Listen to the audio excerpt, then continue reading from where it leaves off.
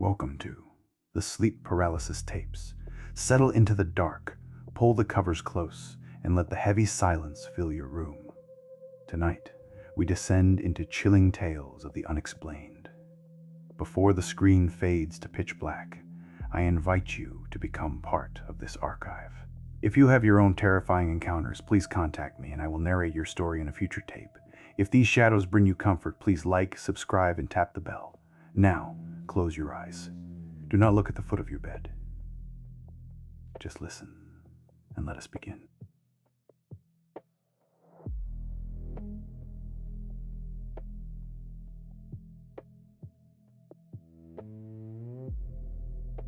David Ellis was a man who trusted lines, property lines, contour lines, the neat colored layers of a city map. His world was measured in decimals and degrees, documented in databases and verified on the ground. It was a quiet, orderly world, and he liked it that way. His current project was a perfect example of that order. He was updating the GIS plat maps for the International District. It was tedious, precise work. He compared digital records to historical surveys, making sure the lines in the records matched the lines in the dirt, or in this case, the lines in the old brick and concrete of Seattle's oldest neighborhood. He sat in his cubicle, the glow of the monitor reflected in his glasses. With a click, a parcel highlighted in soft yellow. Parcel 7C. It was listed as a right-of-way, a 10-foot wide alley named Merchant's Pass running between the East Kong Yik building and its neighbor. In the records, it was a simple strip, a nothing space, a place for dumpsters and delivery doors. It had been on the map since the 1880s. Procedure required a field check, a verification. David packed his tablet, his camera, and a printed map. He drove down to the International District on a Tuesday afternoon. The air smelled of rain and roasted duck. He found the address, the back of the historic building, and then he looked for the alley. It wasn't there. Now, a reasonable person might have thought they were on the wrong block. David was not a reasonable person in that way. He was a surveyor. He checked the address again, checked the coordinates. He stood exactly where the digital alley's center line was supposed to be. He was facing a wall. Not an alley mouth, not a gated passage, a solid blank expanse of mortar and brick, seamless from one building to the next. It was utterly unremarkable, just a wall. It went up about 12 feet where it met a jumble of fire escapes. There was no break in the brickwork, no hint of an archway that had been filled in. It looked original, permanent. David took a picture. The timestamp read 2:17 p.m. He tapped the brick with his knuckle. It was solid. He walked the length of the supposed alleyway, maybe 50 feet. Just the wall. At the far end, another blank corner joining the two structures. His first thought was professional, almost bored. A data error. A wag in the system. It happens. Maybe the alley was demolished in the 50s and the paperwork never caught up to the digital update. The city's archives were full of ghosts like that. Old sewer lines that weren't there, property stakes long since paved over. He'd fix the record. He'd submit a correction, and that would be that. He made a note on his tablet. Parcel 7C. Field verification. No physical right-of-way present. Appears to be a cartographic holdover. Recommend closure and merger with adjacent parcels. That's what he told himself. A holdover. A ghost in the machine. But he took another photo. A close-up of the mortar. It was old, crumbling in places. But if you looked, really looked, the color and texture where the two buildings met wasn't quite right. It was too uniform, like the entire seam from the ground up had been laid in one go, long after the buildings themselves were built. He shook his head. He was seeing things, imposing patterns. That was the danger of this job. You started looking for discrepancies, and soon you saw them everywhere. He packed his gear, drove back to the office, and uploaded the photos to the file for Parcel 7C. He'd submit the correction ticket in the morning. Case closed. That's what David Ellis believed, sitting at his desk that evening. The man who trusted lines believed he had found a simple break in one, a snag to be smoothed over. What David didn't know, what he couldn't have known yet, was that he hadn't found a break in the line at all. He'd found the place where the lines themselves disagreed, where the map and the world stopped having a conversation. And once you see that, once you know that's possible, you can't ever unsee it. The wall was real, the map was real, and both of them were lying to him. But that realization comes later. For now, he just had a minor discrepancy to file away, a tiny itch in the otherwise smooth skin of his documented world. He should have left it alone. I think if you could go back and tell him one thing, you'd tell him to leave the ticket closed, to trust the wall and forget the map. But he was a surveyor, and surveyors don't do that. A reasonable person would have stopped here. A discrepancy was noted. A ticket was filed. The bureaucratic machine would chew on it for a few months and spit out a correction.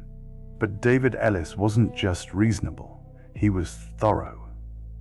And the itch from that wall, that seamless brick, hadn't gone away. He told himself it was professional diligence. You don't just delete a right-of-way that's been on the books for a century.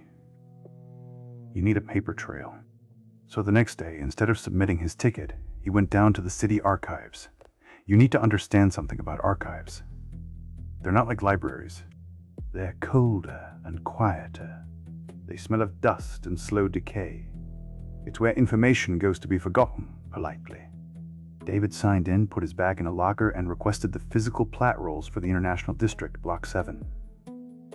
The archivist, a woman with tired eyes, brought him a heavy cardboard tube. He unfurled the first large sheet, a crisp modern print from the 1990s GIS conversion. There it was, Parcel 7C. A thin, labeled strip. Merchant's Pass. He went backwards in time. A 1975 zoning map. The alley was there. A 1960 sewer and utility atlas. There. A 1955 Sanborn fire insurance map, detailed and colorful. It showed every window and every door, and there, between the buildings, a clear open passageway labeled Lee's Alley. It was for fire crews, a critical access point. His professional unease deepened. Sanborn maps were notoriously accurate. They were made for insurance money. They didn't include ghosts. Then he found it. The answer. A brittle typed order from the Department of Public Works, dated November 1953. A closure notice. It cited significant subsidence and structural instability of the adjacent foundations. It ordered the alley known as Merchant's Pass permanently closed and sealed for public safety. It even referenced a work order for brick infill. David almost laughed. It was a relief. A simple, historical answer. The alley had been there and was filled in. The maps were just out of date. A ghost in the machine, after all. He could close his ticket with a citation to this document. Mystery solved. He should have stopped.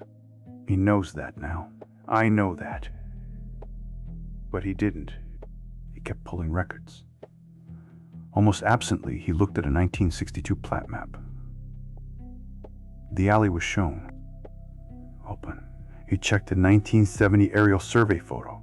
The resolution was grainy, but between the two dark rectangles of the buildings, there seemed to be a gap, a shadow where the alley should be. That's when the cold started. The slow, creeping kind. The 1953 order was definitive. Closure and sealing. Yet here was the city, over a decade later, mapping an open right-of-way that legally did not exist. It was a massive liability. A surveyor's nightmare. Someone had to know. He spent the rest of the afternoon in a microfiche carrel. The greenish light washed out his face. He tracked the parcel through every decade. The name changed. Merchant's Pass. Lee's Alley. Service Way. Kong Yik Rear. But the space never left. It was a constant. A stitch in the urban fabric that wouldn't be removed. His fingers were stiff with cold and dust when he found the last document. It wasn't an official form. It was a piece of internal memo paper, filmed and filed among the correspondence. The handwriting was a precise technical script. The date was February 14th, 1978. The author was Arlen Finch, senior surveyor. The subject line was, "Regarding Parcel 7C, Lee's Alley." The message was brief.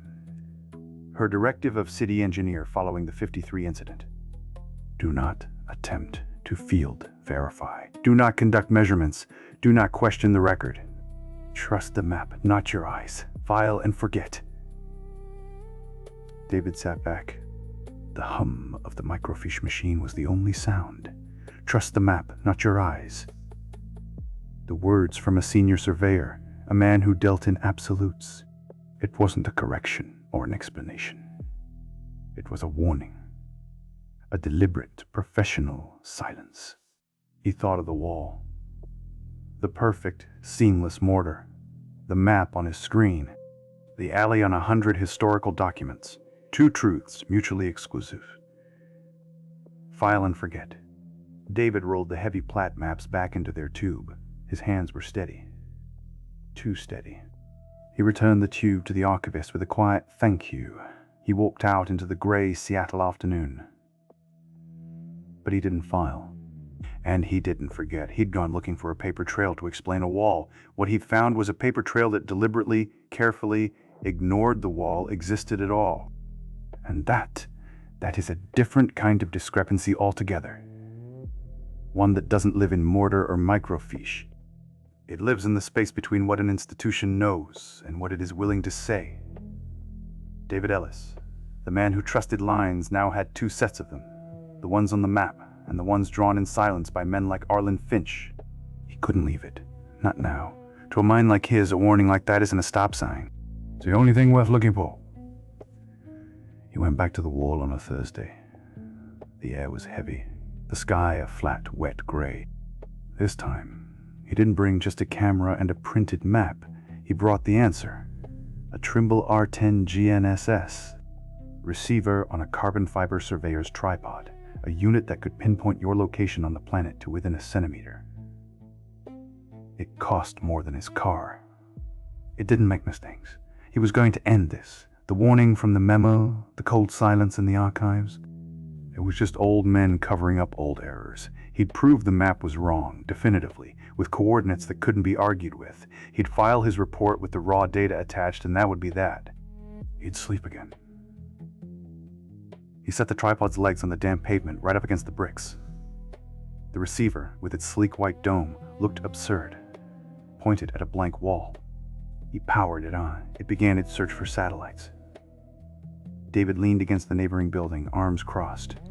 He was already drafting the correction in his head. The unit beeped. Signal acquired. Good luck. He walked over to look at the screen. The coordinates were listed in glowing text. He read them once. Then again, they were wrong. Wildly wrong. According to the receiver, he wasn't on the sidewalk. He wasn't even touching the wall. He was 15 feet to the east. He was, according to the most precise instrument he owned, standing in the middle of the mapped alleyway. The alley that was currently occupied by several tons of solid, silent brick. A cold flush went through him. A glitch. It had to be. The buildings, the urban canyon. They could cause multipath errors, signals bouncing. He checked the PDOP, the position dilution of precision. That would explain it. The PDOP value was excellent. The signal was clean. He swallowed. His mouth was dry. He forced himself through the procedure. He shut the unit down. He moved the tripod 3 feet to the left. He powered it back on. The satellites were reacquired. The new coordinates flashed up. They placed him 12 feet into the building, still in the alley. He tried a third location, then a fourth. Each time, the blinking dots settled stubbornly, insistently, within the boundaries of Parcel 7C. It was tracing the alley for him, drawing it in empty air. This is where the dizziness started, not a spinning feeling, a deeper unsteadiness. The kind you get when the floor you're standing on quietly informs you it might not be there. He fumbled for his backup unit, a smaller handheld GPS. He turned it on. The little arrow representing David Ellis hovered in the gap between the buildings.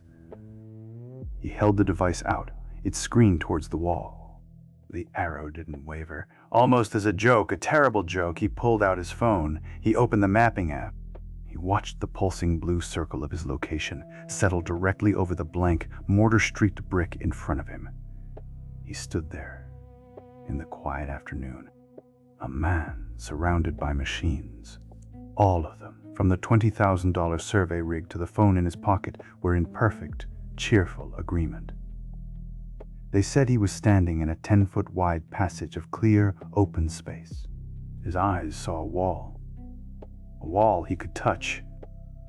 He reached out and pressed his palm flat against the cold, rough brick. He could feel the grit, the unyielding solidity of it. But every piece of technology he had, every system built by human reason to measure the world, told him his hand was moving through empty air. Trust the map, not your eyes. Arlen Finch's words weren't a suggestion. They were a survival tip. David looked from the screen to the wall and back again. The disconnect wasn't just in the data now. It was in him. A physical nausea rose in his throat. His sense of place, the fundamental surveyor's knowledge of where things are, began to fray. If this was wrong, what else was? The corner of the building next to him. Was it really there? The sidewalk under his feet? He packed the equipment with shaking hands. He didn't look at the screens. He just powered everything off. The silence that followed was different. It wasn't the quiet of a city. It was the quiet of a held breath. The wall wasn't just hiding an old alley. It was hiding something else. A place that only existed on maps and in satellites. A place that instruments could see, but people could not. And for a terrible second, staring at that seamless mortar, he wondered if it was the other way around. Maybe the instruments were right. Maybe he was the one standing in the wrong place. Maybe the wall was what wasn't really there. He got into his car. He didn't drive away immediately. He just sat, hands on the wheels, staring straight ahead. He was a surveyor. His entire life was built on the agreement that a measurement was a fact, that the digital and the physical were two versions of the same truth. Now he had a measurement, a precise, repeatable, scientific fact. The fact was that he was sitting in his car.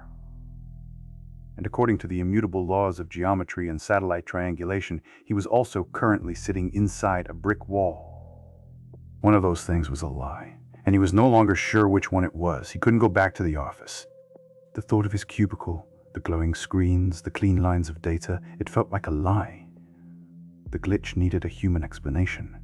Someone, anyone who had seen that wall every day. He started with the local businesses. The bakery beside the wall just shrugged. The man at the herbalist shop said the back of his building had always been solid. They were polite, but uninterested. The wall was just a wall. It was the barista at the corner coffee stand who pointed him somewhere. "You want to know about that wall?" "Ask Marcus. He's always there." Marcus was a fixture. David had seen him before, a man in a heavy coat layered over more coats, sitting on a milk crate by a steam grate. He spent his days watching the foot traffic, muttering to himself. He knew the block, its rhythms and its secrets. David approached him cautiously. He bought 2 coffees. He handed one to Marcus, who took it with a grunt. His eyes were wary. "I work for the city," David began, keeping his voice low. "I'm trying to figure out something about that wall back there, between the buildings." Marcus's eyes, previously dull, sharpened. He didn't look at the wall. He looked at David. "I have some old maps," David pressed, pulling out a folded photocopy. He pointed to the alley, labeled Merchant's Pass. "They all say there should be an opening right there, but it's just a wall." Marcus stared at the map. His hand, holding the coffee, began to tremble. The tremor was slight at first, then violent enough to slop hot liquid over his fingers. He didn't seem to feel it. "You put that away," Marcus whispered, his voice raspy. "You put that damn thing away." David folded the map slowly. "Why?" "Because it ain't always a wall." Marcus's gaze was fixed on a point over David's shoulder, seeing something else. "I seen it. Once. Late. Fog was in, thick like soup, rolling up from the docks." He took a gulp of the coffee, wincing. "The wall, it wasn't there."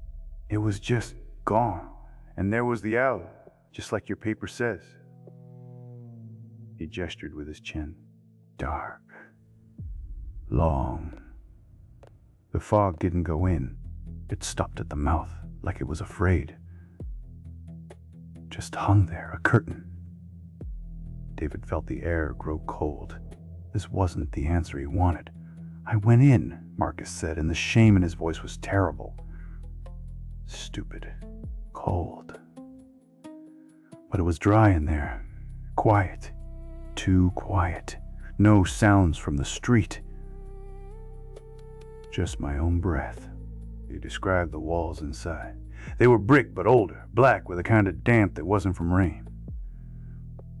And there were doors, set into the walls on both sides, maybe every 10 feet. He'd walked up to one. It was smooth, Marcus whispered. No knob, no keyhole, no panel, just flat wood. I ran my hand over it. It was warm, and I understood right then. They don't have outsides. Those doors, they only got insides. And whatever's on the other side, it don't need a knob. A truck rumbled by on the street, a sudden shocking noise. Marcus flinched as if struck. "I looked up then," he continued, his voice dropping even lower. "There's windows up above." Dark. But in one, second floor, I saw a shape. Just standing there, looking down. Not at me. Just down the alley, like it was waiting for something to come down it. He said the alley started to feel longer. The fog-shrouded entrance behind him seemed to shrink, a tiny square of gray light. The further he walked, the further away it got, a simple, brutal geometry of dread. "I didn't turn around," Marcus said. "I knew if I turned around, it'd be right behind me, the shape from the window. So I just fell. I let my legs go out from under me. I hit the ground, and I closed my eyes." "I think I was praying." "I don't pray." He opened his eyes, he said, and he was lying on the damp sidewalk, on the street. The wall was back, solid. His cheek was pressed against the cold brick. He'd lost 3 days. Just gone. He woke up in a shelter, disoriented, with no memory of how he got there. Marcus finally looked at David. His eyes were wide, red-rimmed, utterly lucid in their terror. "That memo you found," Marcus said, and David froze. He'd never mentioned the memo, the one that says, "Trust the map." It ain't a suggestion. It's a mercy. The map is a story we all agree to tell. That wall is the price for telling it. You start asking which one is real. He trailed off, looking at the wall again. "You'll find out. And you won't like the answer. Now leave me alone." Marcus gathered his things, his movements frantic. He abandoned the half-finished coffee and shuffled away, not looking back. He didn't stop until he was at the end of the block, turning the corner out of sight. David stood alone on the sidewalk. The wall was just the wall. The map was just the map. But Marcus had known about the memo. And that meant the thing in the alley, the thing that watched from the window. It knew about the map, too. It was part of the agreement. David walked back to his car. His hands were steady. His breath was even. He was a surveyor. He dealt in facts. He now had a new fact. The anomaly wasn't passive. It wasn't a glitch. It was aware. And it was hungry for the curious. The memo said don't. The witness begged him not to. But David Ellis was a surveyor. And a discrepancy once seen cannot be ignored. It becomes a debt. And he had to pay it. So he went back after midnight when the city was asleep. The only light was the cold electric blue of the street lamps. He brought his tools, a high-powered flashlight, a laser distance measurer, a digital camera. He wore his city ID badge on his jacket. This was, to him, a formal field verification. He would document everything. He would prove what was real. The street was quiet, too quiet. The usual hum of the city was gone. It It was just him and the wall. It looked the same. The same bricks, the same mortar. But the light didn't fall on it right. The shadows seemed deeper. The air felt still. Not peaceful. Waiting. He set up the laser measurer first. He aimed it at the wall to get a baseline distance. The little red dot appeared on the brick. He pressed the button. The device didn't display a number. It flashed an error code. Target out of range. He was 6 feet away. He tried again. Same error. He pointed it at the building across the street. It instantly gave a reading. 22.4 feet. Perfect. He turned it back to the wall. Error. He felt that old, cold nausea rise again. The tools were lying, or the wall was refusing to be measured. That's when he heard it. A sound from the other side of the wall. Not the hum of a boiler. It was soft, distinct. The scuff of a shoe on gravel. A single, clear step. He froze. His breath caught in his throat. There is no other side. It's a wall. It's solid. There is no space for footsteps. But he heard another. Then another. Slow. Dragging. Moving parallel to the street. He didn't run. His curiosity was stronger than his fear. He moved closer. He pressed his ear against the cold, rough brick. From within the solid wall, he heard the footsteps clearly now. They were heavy, uneven, a slow, deliberate shuffle. They came closer. They moved toward him. And then they stopped, right opposite where his ear was pressed against the brick. Silence. His heart hammered against his ribs. He could feel the cold of the mortar seeping into his skin. Then a new sound, a soft, rhythmic tapping from the other side of the brick, directly in front of his face. Tap. Tap. Tap. It was light, delicate, like someone knocking gently with a single knuckle. Tap. Tap. Tap. It matched the pace of his own racing heartbeat. Then it slowed, and his heart slowed with it. A dreadful, forced synchrony. He couldn't move. He was pinned there, listening to a conversation from a place that didn't exist. The tapping changed. It wasn't random anymore. It was a pattern. 2 quick taps. A pause. 3 slow ones. It felt deliberate. Like a code. And then, worst of all, it began to move. He could hear it. The tapping shifted slowly to the left, tracing a line along the brick. Then down. Then back to the right. It was drawing something, a shape on the inside of the wall. He finally broke. He pulled his head away, stumbling back. The flashlight fell from his hand, clattering on the pavement. The tapping stopped instantly. The silence returned, heavier than before. David stood there, trembling, staring at the blank brick. The wall hadn't changed. It was just a wall. But he knew now. He knew what Marcus knew. The map and the wall weren't disagreeing. They were describing 2 different things that occupied the same space. And one of them was aware. And it was listening. He gathered his tools, his hands shaking. He didn't look back. He walked to his car, the sound of his own footsteps suddenly terrifying. He drove home. He didn't sleep. He sat at his kitchen table in the dark, staring at his hands. He had conducted his field verification. He had documented the anomaly. The documentation was the sound of tapping from inside a solid wall. The proof was the sync between that tapping and his own living heart. And the conclusion was that the 1978 memo was not a warning about a bureaucratic error. It was a warning about a door that only had an inside. And he had just knocked on it. He knew what he had to do. He had to file his report. He had to close the ticket. He had to trust the map and forget his eyes and his ears and the cold brick against his skin. But you can't forget a thing like that. Once you've heard it, it's inside you, and it taps sometimes in the quiet of your own mind.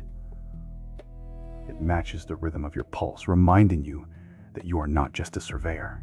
You are a witness, and witnesses are not always allowed to walk away. He filed a report the next morning. It was a frantic, comprehensive document. He included the GPS logs, the error codes, the time-stamped photos of the wall, the archived memo from Arlen Finch. He wrote a clinical summary of his nocturnal verification, describing the auditory anomalies. He attached Marcus's account as a witness statement. It was 42 pages long. It was the truth. The system acknowledged it instantly. An automated email pinged into his inbox. Case number 478-2ALY logged. Status under review. For 3 days, nothing happened. The silence from his superiors was absolute. He sat at his desk, jumping at every notification, but it was just the usual city noise. Permit applications, zoning queries. The world pretending to be normal. On the 4th day, his supervisor called him into his office. His supervisor was a kind-faced man named Gary who loved golf. David walked in, his heart a hard knot in his chest. He was ready to explain, to point at the evidence, to make them see. Gary didn't ask about the report. He didn't mention the wall. He slid a single sheet of paper across the desk. It was a reassignment form. We're shifting some resources, Gary said. His voice was pleasant and neutral. The North Precinct's GIS is a mess. They need your eye for detail, David. It's a fresh start. David stared at the paper. The project code for the International District was already grayed out on the form. His access was being revoked. What about my case? David's voice sounded thin in his own ears. The discrepancy. Parcel 7C. Gary's smile didn't waver, but his eyes went flat. They were the kind eyes of a man following a script written long before he got the job. All taken care of. The review is complete. No action required. No action required. 4 words. A bureaucratic euthanasia. His 42 pages of truth had been weighed and measured. They were found to be irrelevant. A clerical ghost. He opened his mouth to argue, but the air in the room had changed. It was the same quiet, heavy stillness he'd felt facing the wall. A warning, not in words, but in atmosphere. File and forget. He signed the form. They gave him the afternoon to clear his desk. His project files were already locked. When he tried to open the folder for the International District, a dialog box popped up. Access denied. Contact System Administrator. He sat there for a long moment. Then he did the one thing he knew he shouldn't. The last act of a surveyor, he logged into the city's master GIS server. Not his workstation, but the raw back-end database. The place where the map lived before it was a map. It was a landscape of pure data, a digital terrain of codes and coordinates. He queried Parcel 7C. It was still there. Of course it was. A slender polygon, nestled between the larger blocks of the Kong Yik buildings. He zoomed in until the alley filled his screen. He clicked on it. The metadata panel opened. It wasn't tagged as a right-of-way. It wasn't tagged as vacant. It wasn't even tagged as error. The classification field held a code he'd never seen in any manual or in any training. A code that didn't belong in a system built on standardization. D/LROW. He mouthed the letters. Disputed/legacy right-of-way. His blood went cold. This wasn't a mistake. This was a category, a box you put something in when you know it's wrong, but you have to keep it anyway, when its existence is more important than its accuracy. He scrolled down. The historical names were all there, a ghostly genealogy. Merchant's Pass, Lies Alley, Serviceway, Kong Yik Ria. Dozens of them, stretching back to 1882.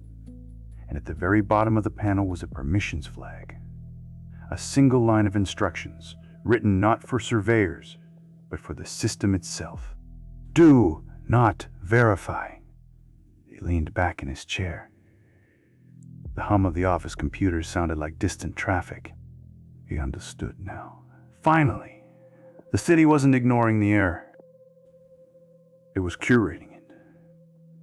The alley wasn't on the map because it existed. The map was a warning label because the alley insisted on existing. It was a pressure in the data, a persistent digital ghost. And the only way to live with a ghost is to name it, box it, and tell everyone not to look inside the box. Trust the map, not your eyes. It was a mantra for survival. The map was the story they all agreed to tell. A story that kept the wall a wall and kept the thing in the alley. In the alley. The D/LROW tag was a tombstone, and the do not verify flag was the epitaph. He logged out. He cleaned out his desk. He took the bus to his new precinct the next morning. He never went back to that wall. But sometimes, late at night, he'd pull up a public mapping app on his phone. He'd navigate to that block in the International District. He'd zoom in, and there it is, on every single public civilian map. A thin, nameless gray line between the buildings. A suggestion of space. Most people would scroll right past it. It's nothing. A cartographic hiccup. But he knows. He knows that in the city's secret master file, that line has a dozen names and a command attached to it. A command that means look away. The wall is still there, of course. If you went down there tonight, you'd see it. You'd see it. Just a blank expanse of old brick and mortar, solid and unremarkable in the dusk. It looks ordinary, but on a city server, in a dark, quiet corner of the database few are allowed to see, the alley is always present. It's always open. And it's always waiting for the next surveyor, the next curious soul, the next person who can't abide a discrepancy. The system has a place for them, too. It's a deep archive. And it's tagged no action required. I should tell you it's over. I should tell you David moved on, that he works in the North Precinct now, that he trusts the map. But you and I have read too many of these files. We know how this story ends. It doesn't. The legacy layer is permanent. The door with no outside is still there, in the data, in the mortar, in the space between what we agree is real and what quietly, insistently is. So if you're ever updating a map and you find a line that doesn't match the world, a little ghost in the machine, do the smart thing. Trust the record. File the ticket. And walk away. Before it learns your name.